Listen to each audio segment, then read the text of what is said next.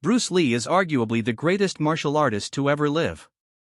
His mastery of the fighting arts was nothing short of legendary, and whether it was his displays of speed or his almost unparalleled strength, his prowess was extraordinary.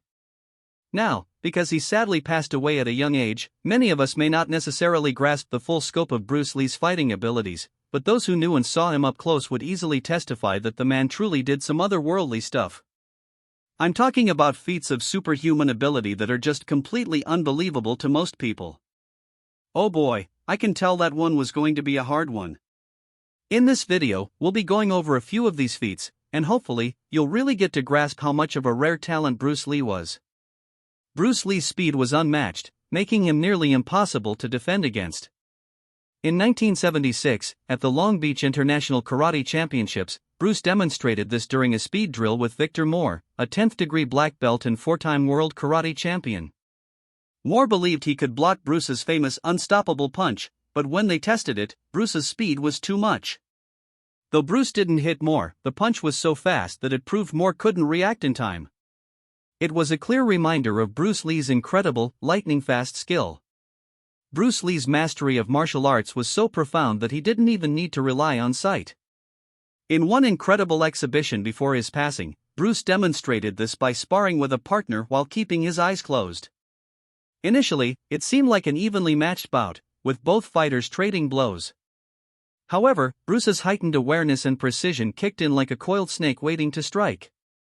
Despite not seeing, Bruce swiftly found his moment, landing precise, powerful strikes, proving that his martial arts instinct and skills were far beyond ordinary perception. Bruce Lee's mastery went beyond just fists and kicks. He also excelled in the use of weapons, especially his iconic nunchucks.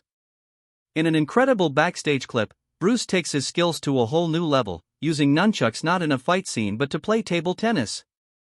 It's mind-blowing to think that a game as fast-paced and demanding as table tennis, which requires exceptional hand-eye coordination, could be played with such a dangerous weapon. Yet, Bruce wields the nunchucks effortlessly, replacing the standard paddle and taking on two opponents at once, and, of course, he still wins. This showcases not only his extraordinary skill but also his unmatched precision and control. I know, right?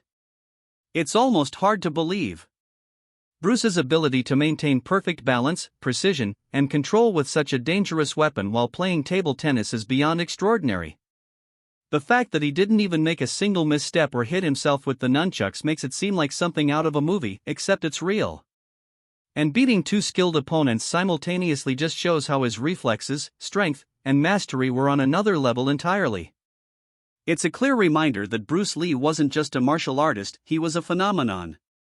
Insane workout routine. It's absolutely impossible for anyone to attain the level of mastery over martial arts that Bruce Lee achieved without going through extensive and rigorous training. Bruce himself knew this and never cheated himself out of that. In fact, by the time he had become an established martial arts grandmaster, he was said to have engaged in such rigorous training sessions that most people would wonder if the guy was even human. Now, to really understand Bruce's training, it's worth exploring his fighting style. In the early part of his career, he was trained by Ip Man in Hong Kong, and for years he had built up his mastery of the legendary Wing Chun fighting art, taking lessons from Ip Man while incorporating them into his own form of the art that he developed later in the early 60s. Still, though, Bruce Lee would not be satisfied, and following a highly publicized fight with Wong Jackman, he decided that he was not happy with the outcome of the conflict. Primarily, Bruce hated the fact that his fight with Wong Jackman lasted so long, even though, according to most sources, he eventually won. He decided that the traditional fighting styles had become too rigid and would not work in practical fighting scenarios. As a remedy, he created Jeet Kune Do in 1967. The style of no style, as Bruce would deem it, required Bruce to literally switch his training methods. He began lifting weights for strength, running more to improve endurance, and stretching properly to optimize flexibility as much as possible. And as you can imagine, he succeeded with that as well. The one-inch punch. If there's one thing that Bruce Lee has become especially famous for, it's the one-inch punch, basically a style of punching that's so rare yet so effective. And even though many people have tried to replicate it, the truth is, it's nearly impossible. The one-inch punch is exactly what it sounds like. Bruce Lee would stand at a very close distance to his opponent and deliver a powerful punch to their midsection. What made the punch so popular is the fact that it almost defies the laws of physics. You have to remember, if you're going to punch someone, you'd want to stand a considerable distance away and let the momentum from the punch give you enough weight to knock them down.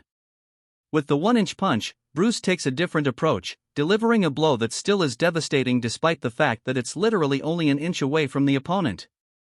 To be fair, Bruce didn't invent the 1-inch punch, but the technique is only prominent today because of how much he popularized it.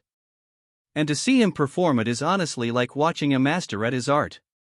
Interestingly, this clip was captured at the same karate exhibition where Bruce had sparred with Victor Moore, and you can see how intense the punch technique actually is. Despite the fact that he didn't have the luxury of space or momentum to really give it the right amount of power, Bruce still managed to knock the guy off his feet and get him to move back a few paces. It really just goes to show you the type of raw strength the man was working with. There are only a few things that truly demonstrate Bruce's incredible strength, and both his 1-inch punch and, to a lesser extent, his 6-inch punch rank high on that list. To this day, most people who have tried to replicate his feats have barely scratched the surface. No one can do it quite like Bruce. The 2-finger push-up, another amazing feat that adds to Bruce Lee's legendary status, is his famous 2-finger push-up. A regular push-up is already one of the most challenging exercises, demanding strength from your entire upper body, from your core to your shoulders and arms. For many of us, completing a set of push-ups is a struggle, as it requires you to lift and lower your body in controlled motions. Without the proper strength, it's almost impossible. But for Bruce Lee, push-ups were no more than a walk in the park. You have to remember that Bruce focused extensively on improving his strength as part of his training.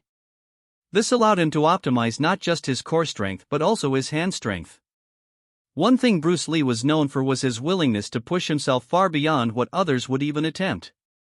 While most of us train with both hands during push-ups, Bruce switched things up by using only 2 fingers. It's crazy to even think about. Most people today try to show off their push-up skills by clapping between reps or doing one-handed push-ups, but for Bruce, all of that was child's play. He raised the bar by doing push-ups with just 2 fingers on his right hand, displaying an incredible amount of strength as he lifted his body off the ground 1 rep at a time. Now, let's talk about the dragon flag, one of the toughest exercises in the world, pioneered by Bruce himself. This exercise tests the upper body, core, and limbs.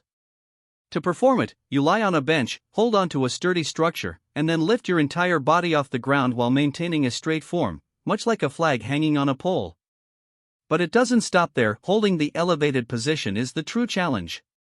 As you might imagine, it's an extremely advanced core exercise, demanding a high level of endurance and strength. The dragon flag gets its name from Bruce's famous nickname, the dragon, and the posture required for this exercise resembles a flag. This move requires extreme joint strength and flexibility, and only athletes with advanced training attempt it. Given Bruce's obsession with core training as part of his mastery of Jeet Kune Do, it was no surprise he took on such difficult challenges with ease. The dragon flag, like many other strenuous exercises, was something Bruce Lee performed as though it were effortless. His mastery of martial arts was legendary, and his feats of strength, speed, and technique still inspire awe today. Watching the footage of him in action confirms just how special and unique Bruce Lee was. Could anyone have stood a chance against him?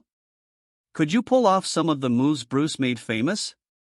Let me know what you think, and if you want more incredible content like this, be sure to subscribe. Thanks for watching, and I'll see you next time.